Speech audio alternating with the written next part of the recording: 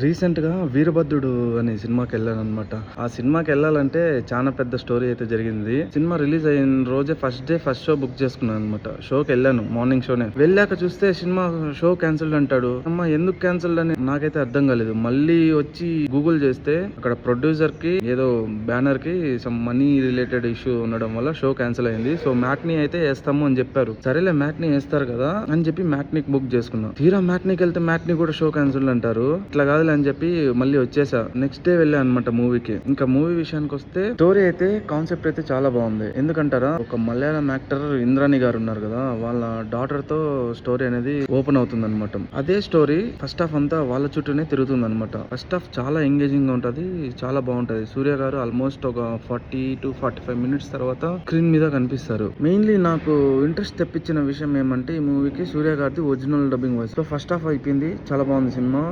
Second half step in అయ్యాక second half లో అసలు వాళ్ళు కనపడరు. లైక్ ఎవరైతే నేను చెప్పాను మలయాళం యాక్టర్ వాళ్ళ డాటర్, వాళ్ళు అసలు కనపడరు సెకండ్ హాఫ్ లో. స్టోరీ అసలు వాళ్ళ చుట్టూ తిరగదు, డైవర్ట్ అయిపోతుంది సెకండ్ హాఫ్ అంతా. ఎప్పుడో సినిమా అయిపోయాక క్లైమాక్స్ లో వాళ్ళ ఒక సీన్ లో చూపిస్తారు అంతే. నాకు తెలిసి సెకండ్ హాఫ్ కూడా వాళ్ళ చుట్టూనే స్టోరీ బిల్డ్ చేసుకుంటే చాలా బాగుండేది అనిపించింది. నాకైతే అంత బాగాలేదు ఫ్రెండ్స్. ఫస్ట్ హాఫ్ వరకు అయితే ఓకే, సెకండ్ హాఫ్ నాకైతే దెబ్బేసింది. మీరేమంటారు కామెంట్ చేయండి ఫ్రెండ్స్.